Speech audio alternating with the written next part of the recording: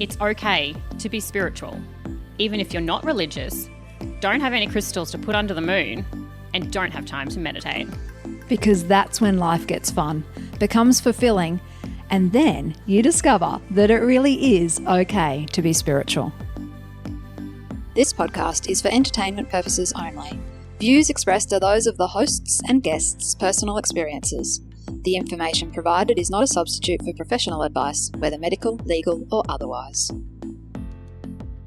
Welcome back to another episode of It's Okay to be Spiritual. I'm Laurie. I'm Helen.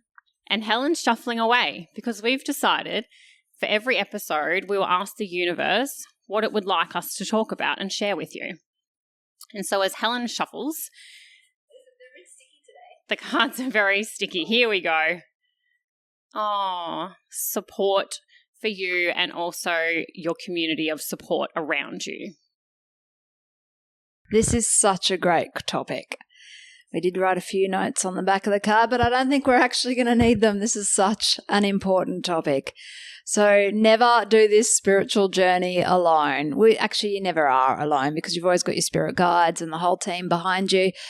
However, it's just so physically satisfying to have people to talk to about this. And I just want to point out that when you go into the journey, it may not be intentional. So with me, I didn't intend to go into this journey. So I sat by my lonesome for maybe 9 months until I met someone that I connected with, and I had the moment. Are you thinking, do you know what I know? Do you know that I know what you know that I know? So we had one of those moments, and my team... And she swears she doesn't read your mind. Is she telling the truth? And so I felt in my body that my team was saying, this person that you've met is one of you. So, and I just want to also point out, not in a creepy way, but I was doing some spell candles under the new moon for community. Nothing sinister, nothing against my highest good, but I fell in March 2023, and by May I was doing spells, because that's just what I do. And so I was manifesting for like-minded people because I was really lonely and I didn't know who to ask, and the few people I'd reached out to had promoted themselves as spiritual guidance or mentors online, or I would have a reading with someone, and all it did was confuse the hell out of me.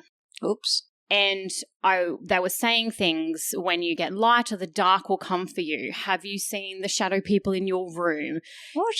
And it just scared me, and I just knew. That's unnecessary. No one needs to be scared.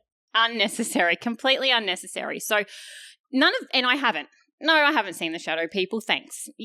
Thank you, but no. And so I did have someone who was another reader that I'd had a reading from, and I messaged him, but we just didn't have that connection. And I really wanted that personal connection, not an online one, even though my spiritual bestie now is online, and, we chat, and we are physical people, and we do Zoom chats to catch up.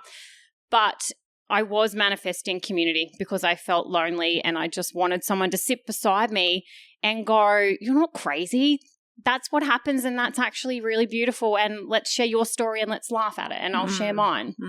Yep. The other thing to me that support means is, this spiritual journey is like up and down, up and down, up and down. And so when we're in a downer, we need to find a way to bolster ourselves and find some support.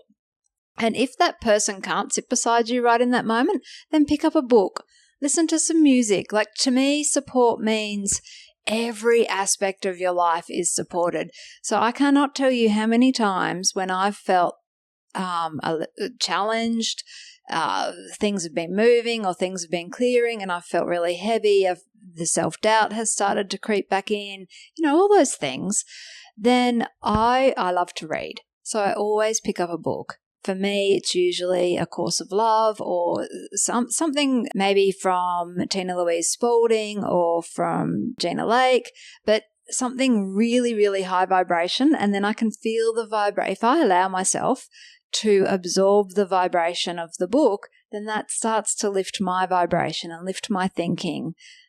So yeah, to me, community and support yourself is a physical thing, like how much fun are we having sitting here?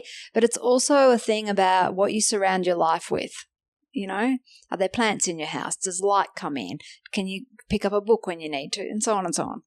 And it doesn't need to be some woo-woo, doing spells and, throwing cinnamon through your door or putting salt, around your... You know all these things I don't even know about. Around your space. Do you not cinnamon the door? No. No, neither do I. I just know about it.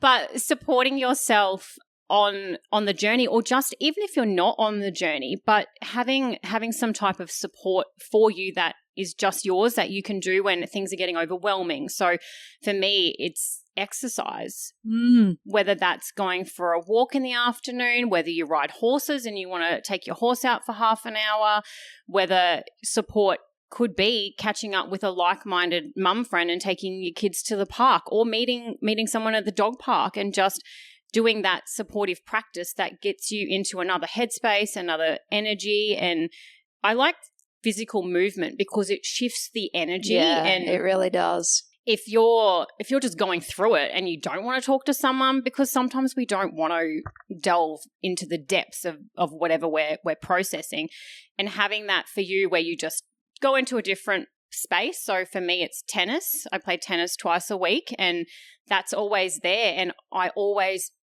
go, I will never not go. And maybe Pilates, I just fit it all in, because these are the supportive practices for my energetic body and for my mind. And that isn't a spiritual thing. That's an everyone thing. Yeah, or you can make an everyone thing a spiritual thing. So sometimes if I love to swim, so if I'm having one of those times when stuff needs to be cleared out, I imagine it just rushing out as I hear the water rushing past me when I'm doing the laps. Like, you can do laps any old way, but that way can work if that's what you need at that time. And water is so cleansing, particularly emotional cleansing. Yep. So, Helen, can you tell us an instance in your life where you have felt really supported? Oh, yeah. So I think it's worth starting this story with the synchronicities that started. As I just said, I love to swim.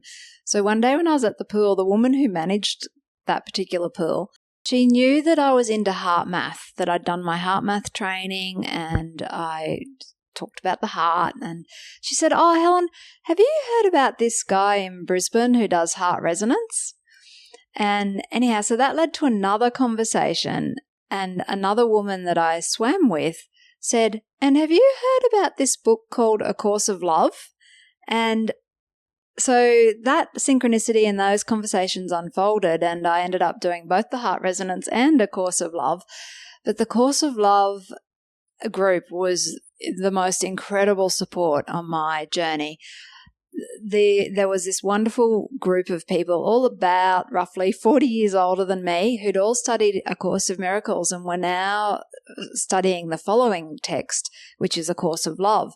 And they just enveloped me into this group of about 10 wise souls, and held me in that group as we read through the text, and as my, more of my spiritual journey unfolded. Oh my gosh, it was such a blessing. And so now, to sort of pay it forward or back, whichever way you look at it, I now run A Course of Love reading group online so that people can join from all over the world. Obviously, local people join as well. And that's, in a way, sort of me honouring the beautiful way that I was held in that community. What about you, Laurie?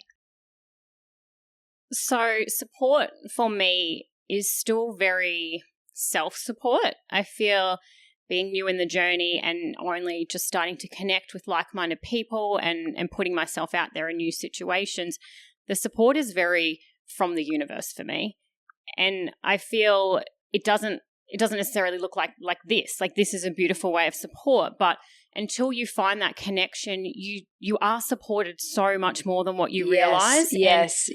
That support comes in the signs and the synchronicities and the goosebumps and feeling that I'm not alone, that there is something else out there supporting me. And if I actually stop, I will realize that beautiful conversation I had with someone where they mentioned, oh, I saw a feather this morning. And that's support to me, because that's just the universe saying there are more like you out there. You know, we are here, and when you need them, they will find you, and the right people are all coming in at the right time. And when you realize that and you start to see the numbers, and I get a lot of native animal symbology, so the animals will start to drop in, and I will realize that there is something up there, and I know what it is, but, you know, I know that my higher self is supporting me on the whole way, and I just need to pause and see how that's working, and it maybe isn't the traditional way that you see support.